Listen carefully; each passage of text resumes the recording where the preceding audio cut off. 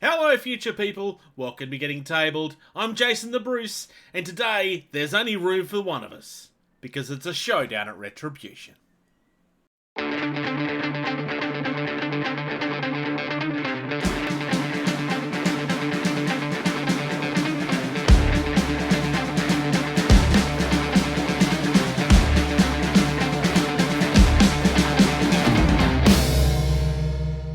The new starter set from Wild West Exodus. Now, on the podcast, I have said that this looks like a really good set. I'm having a genuine opportunity to have a look at this. Full disclosure, this is not mine. This belongs to a friend of mine. Thank you, Chris. I appreciate the fact that you had this shipped to me so that we could unbox it before we catch up and show it off on the YouTube channel. Let's get down and have a look. Alright, so Showdown at Retribution, the 2-player starter set for Wild West Exodus. I think a lot of you will have seen this artwork already. I know that we showed it off on the video edition of the podcast, but getting to see it in real life, and I will show you this without the wrapping over it as well, but this is just really gorgeous.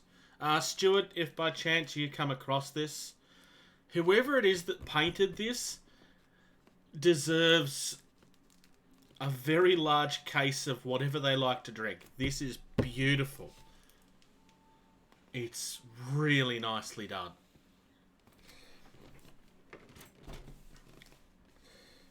And on the back, as you would expect, you're getting a look at the contents. Now, the big thing for this particular edition is the addition of an actual proper campaign rule set. I'm going to be very interested to have a look at that.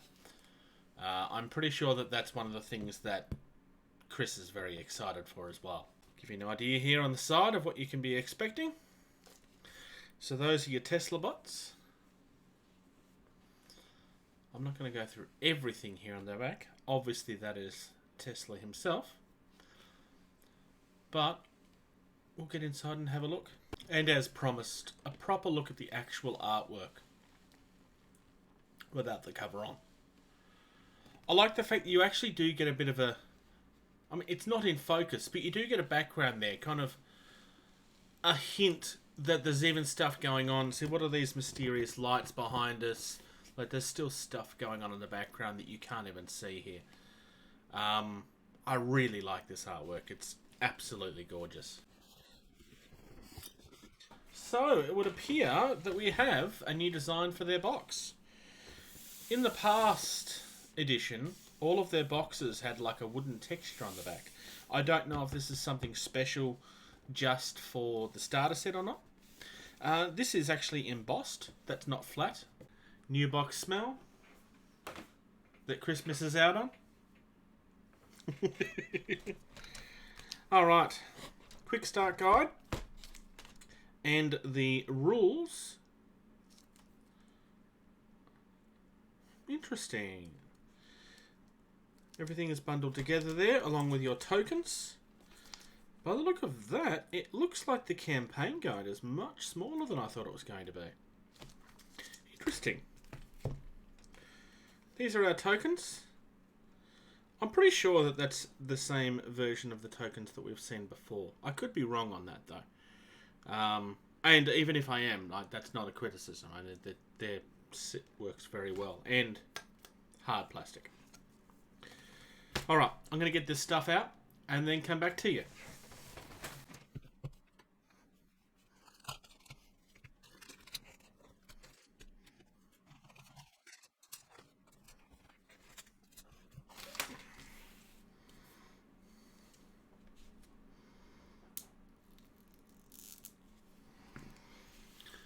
Here's the thing when you're opening somebody else's stuff, is you get really paranoid about how you open it.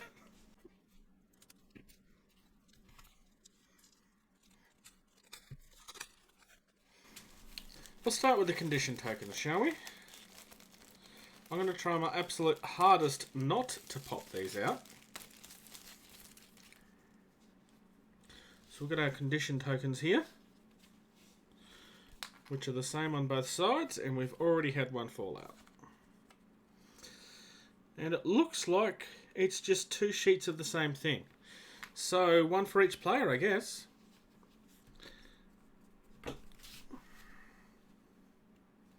Dystopian Age. So, it does look like they are centralising how their tokens are working. It says here, it's for Dystopian Wars, Lost World Exodus, Wild West Exodus, and other Dystopian Aged games. Does that mean we have another game on the way? It kind of feels like we might have another game on the way. Is there something you're not telling us, Stuart? Quick start guide. Now these covers are very reminiscent of the previous one. Okay, so this gives us an idea of how to build things. That's nice.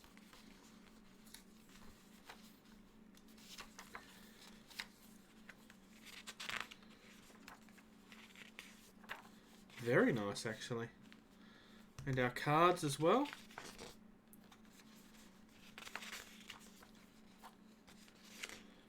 Okay, so the quick start guide is just the building and the card stuff. Campaign guide. Okay, so yeah. Looks like it's fairly simple. Some background on the story.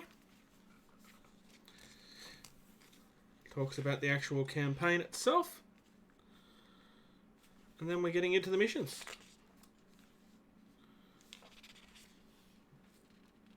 Interesting. Okay. Each one does feel like it's a bit different. Objectives. Okay.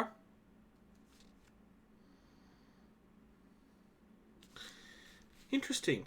You're getting the option to play either on a 3x3 or a 4x4. That's interesting. I've only ever played this game on a 3x3 myself. I know that you could play on a larger board if you wanted to, but I never have. And the Wild West Exodus rulebook. I love the cover on this. It feels like it's old. Well, it looks like it's old leather. It doesn't feel like it. And the Stuart that I keep on referring to, just for the record. Not.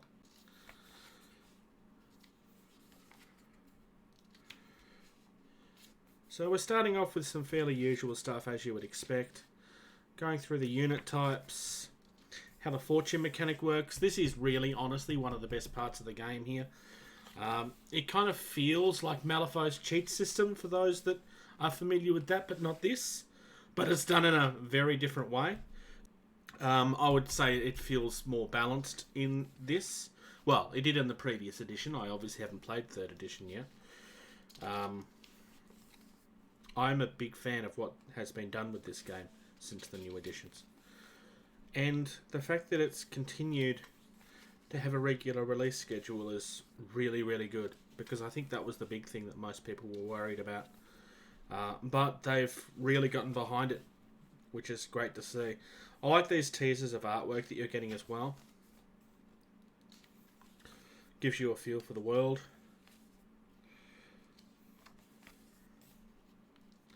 How the portals work.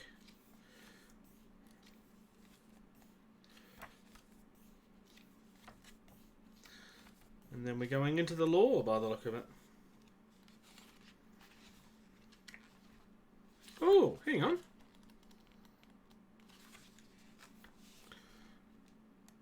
This symbol up in the top corner is an easy way to find your way through.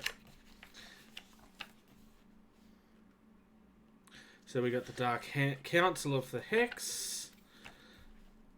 So that is how to find your way to the story for your particular faction. So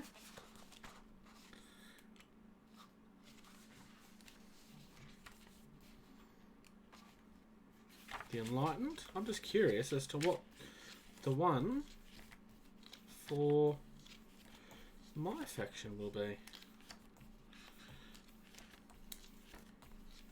Which is Warrior Nation, for those wondering. Outlaws. Okay. It's like a aqua colour. Nice. Now, in Wild West Exodus, the warrior nation is essentially your Native Americans, but it is kind of hinted that the warrior nation is just the Aboriginal peoples of their lands before people started exploring and going where they didn't belong, according to like the Earth Spirit. I'm oversimplifying that, like massively oversimplifying it, but that's kind of so. In Australia, the Australian Aboriginals would be your warrior nation as well, and so on and so forth. Really nice, decent thickness.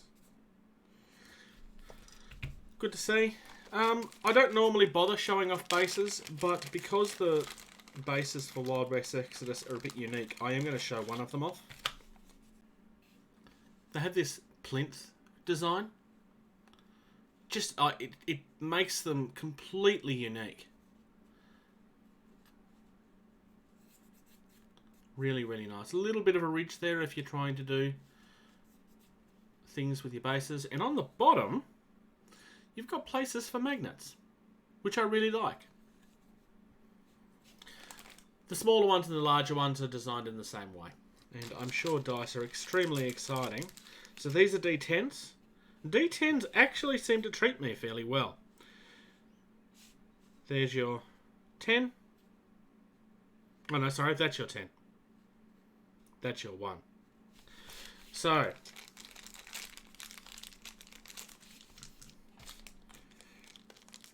some people will say it's bad luck for people if you roll their dice. I am not one of those people. And I know that Chris isn't either.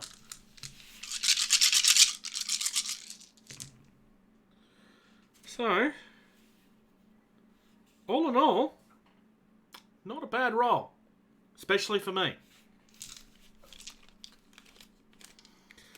Chris, if these dice end up treating you poorly, then it's officially my fault. But I take no responsibility. Comes with 2 card decks. They are both the same.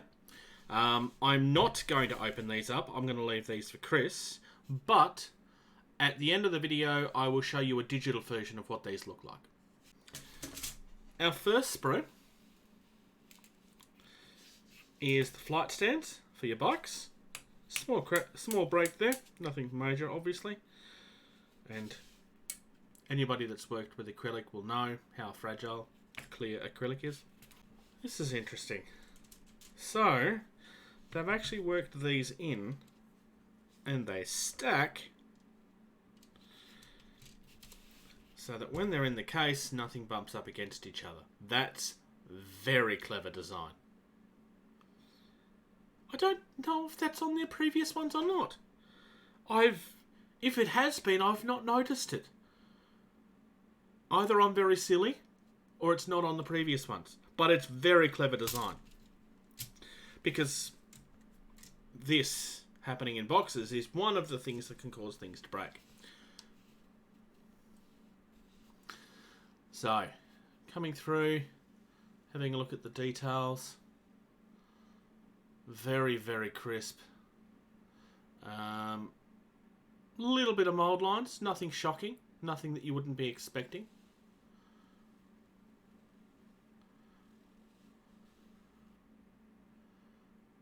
Padding in the back of the seat of one of the spiders.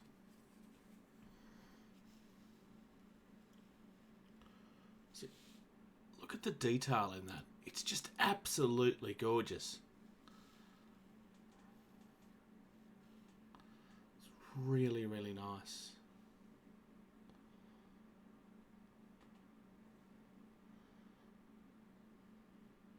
Wild West Exodus is kind of a weird steampunk. Weird as in like weird World War, but it's in the Wild West. Not weird as in it's stupid. Obviously, I am a fan of this game, and I would not be calling it that. But history was kind of thrown off because they kind of discovered this alien technology that they shouldn't have had. And there's different sides to the story as to whether it's a bad thing or not. it's like a lot of the best games. Everything's kind of shades of grey. The alien substance can be used. That's the same sprue.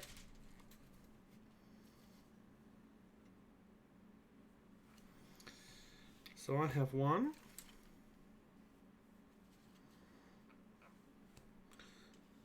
2, 3, 4 of that sprue.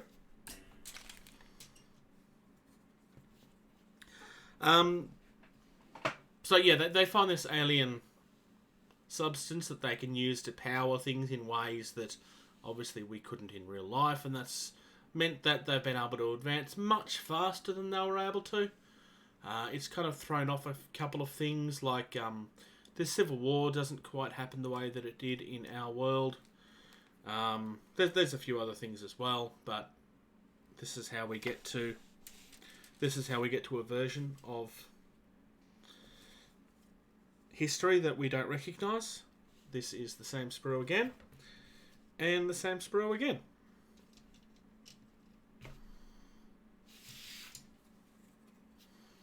On the other side, now the technology itself does end up corrupting people. There's a alien race that ends up becoming involved and trying to get rid of it. And they are clearly the good guys, except they're not really the good guys. They're here to corrupt everything themselves as well. They want to build things as they want them to be built, so that we can fit into some federation later, but we won't be fitting into it. They will end up changing us to basically not become ourselves anymore. It's all very, very shades of grey, which is nice. Alright, so I'm on the Wild West Exodus website at the moment, and this is a digital version of their action adventure decks. There's 2 decks within each box. One of them is your action deck. This tells you how many action points you're going to get. You can either draw 1, 2, or 3. And there's a couple of 4s and 5s. There's only 1 5 from memory. Yes. There's not a lot of 4s. There's a few 3s. There's a few 2s. And there's a couple of 1s. So there's a balance and a risk involved in what you're going to be drawing. You'll also notice that there is numbers here on the corner. When you're drawing for who goes first and so forth, that's where these numbers come into play. To determine who it is that goes first, or whatever else the other test is. The second deck is your guts and glory. Now, it's going to be a little bit hard to read this on the screen. So I'm going to try to zoom in so that you can see. So there's 2 parts to this. The top one, which says guts, says reveal this card and discard and gain the following activation. So you get this as an instant reward for discarding it. However, if you hold on to it, if you achieve the following, destroy a hand's unit in a shoot action this turn and score 1 VP.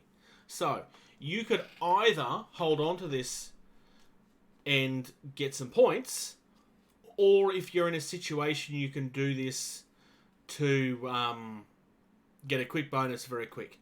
And there's different... Obviously, each of these is different. There's heavy risks involved in this, but in a way that really feels exciting during the game. Because you never really know what your opponent is holding, obviously. And every time you use one of these, you're giving something up that you wanted. So it's, I really need to use this, but I really need to hold on to it because I really need that point. And you can end up using them when you shouldn't, and it becomes a problem, so on and so forth. It's a very, very clever mechanic. It's been around since the very beginning of the game, and one of the things that people fell in love with. I'm a huge fan of this. I really like the points versus rewards system it has going. I think there's a couple of different ways that I think you could implement it if you were a creator that wanted to do something like this. But it's the best version of the mechanic that I've seen so far. I'm a very big fan of this. And because I could get the digital copy, obviously that's why I'm not going to be opening Chris's cards on him, even though I know that he has a copy of these, but he may have need of new ones. So, that is the Showdown at Retribution. This has been getting a lot of attention online, and I think it's fairly clear why. Without a doubt, these are some of the best sculpts that Warcradle have ever done. This is the first hard plastic kit that they have done themselves, because from memory, the previous starter set in hard plastic was actually done by the previous owners. And I definitely heard an interview where they had said that this is the first one that they've done themselves. They've really done a very good job on this. The sculpts in this are on par with the best in the industry. In all honesty, if you're tempted by Wild West Exodus and you know people that play this, there's absolutely no reason not to dive into this game. It's absolutely brilliant. Thank you very much for checking out this video. If you're enjoying the content of this channel, please like and subscribe. If you're in a position to do so, please check out patreon.com/gettingtabled. You receive early access to at least 80% of all videos that we put out, and you get access to the video edition of all of our podcasts the day that they're uploaded. If you'd like to check us out on social media, facebook.com/gettingtabled is the most active. We also have a Discord server. You can email our team at gettingtabled@gmail.com. If you're on either Twitter or Instagram, you can find us at gettingtabled. And until next time, play more.